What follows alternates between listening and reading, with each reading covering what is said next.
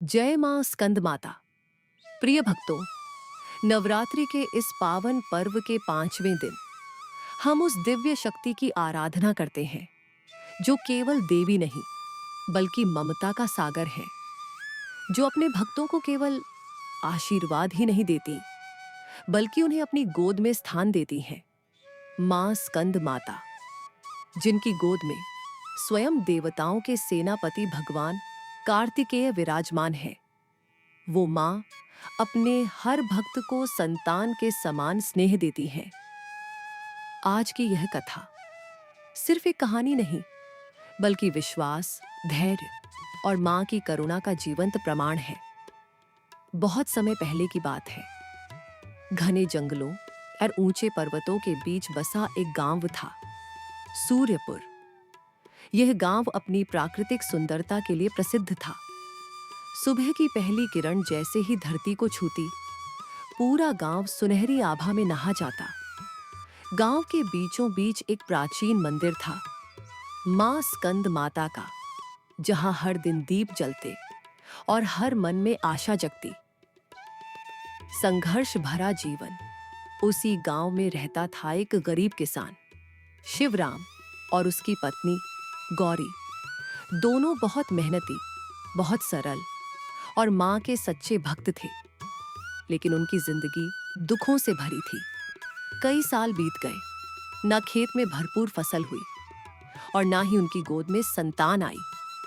रात को जब पूरा गांव सो जाता तो गौरी चुपचाप मंदिर की ओर देखती और आंखों में आंसू भरकर कहती, मां, मैं भी एक बार मां कहलाना चाहती हूं। एक दिन उनकी प्रार्थना सुनी गई। गौरी ने एक पुत्र को जन्म दिया। घर में खुशियां लौट आईं। शिवराम ने पहली बार अपने घर में हंसी की आवाज सुनी। लेकिन यह खुशी ज्यादा दिन टिक नहीं पाई। बच्चा धीरे धीरे बड़ा होने लगा, लेकिन वह बहुत कमजोर था। उसका शरीर हमेशा बीमार रहता, ना ठीक से खा पाता, ना खेल पाता। गांव वाले कहने लगे, यह बच्चा अशुभ है। धीरे धीरे लोगों ने दूरी बनानी शुरू कर दी। एक दिन गांव के कुछ लोगों ने कहा, तुम लोग मंदिर मत आओ, तुम्हारी वजह से देवी नाराज हो जाएंगी। यह सुनकर गौरी का दिल टूट गया। जिस मां को उसने पुकारा, उसी के मंदिर से उसे दूर कर दिया गया। एक रात बच्चे की हालत बहुत खराब हो गई। उसकी सांसें रुकने लगी। गौरी ने उसे अपनी गोद में लिया और आकाश की ओर देखकर चिल्लाई, हे मां स्कंद माता, अगर आप सच में मां हैं तो मेरे बच्चे को बचा लो। तभी अचानक तेज हवा चलने लगी। आकाश में बिजली चमकी और झोपड़ी के दरवाजे पर एक वृद्ध महिला दिखाई दी। सफेद बाल, चेहरे पर तेज और आंखों में करुणा। वह धीरे धीरे अंदर आई, बच्चे के पास बैठी और उसके सिर पर हाथ रखा। उसके स्पर्श से जैसे पूरा वातावरण शांत हो गया। उसने कुछ जड़ी बूटियां निकाली और पानी में मिलाकर बच्चे को पिलाया। धीरे धीरे बच्चे की सांसें सामान्य होने लगी। उसका चेहरा शांत हो गया। गौरी और शिवराम आश्चर्य से सब देखते रहे।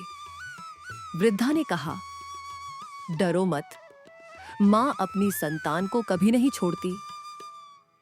सुबह जब सूरज निकला, बच्चा पूरी तरह स्वस्थ था। वह मुस्कुरा रहा था, खेल रहा था। गौरी की आंखों से आंसू बहने लगे। लेकिन वह वृद्धा कहीं नहीं थी। जहां वह बैठी थी, वहां एक कमल का फूल रखा था और चारों ओर दिव्य सुगंध फैली हुई थी। गौरी समझ गई, वह कोई साधारण महिला नहीं थी, वह स्वयं मां स्कंद माता थी। दोनों पति पत्नी बच्चे को लेकर मंदिर पहुंचे। गांव वाले हैरान रह गए। जो बच्चा मरने वाला था, आज वह स्वस्थ था। तभी मंदिर की घंटियां अपने आप बजने लगीं और एक दिव्य प्रकाश प्रकट हुआ। आकाशवाणी हुई, जो सच्चे मन से मुझे पुकारता है मैं उसे कभी नहीं छोड़ती। भक्ति में भेद नहीं होता, ना अमीर ना गरीब। उस दिन के बाद गांव वालों का नजरिया बदल गया। सबने शिवराम और गौरी से माफी मांगी और मां स्कंद माता की महिमा का गुणगान किया। तो भक्तों, अगर आपके जीवन में भी दुख है, अगर आपकी प्रार्थनाएं अधूरी लग रही हैं, तो विश्वास मत खोइए, क्योंकि मां स्कंद माता अपने हर भक्त को अपनी संतान मानती है। और एक मां कभी अपने बच्चे को रोता हुआ नहीं देख सकती। प्रेम से बोलिए, जय मां स्कंद माता।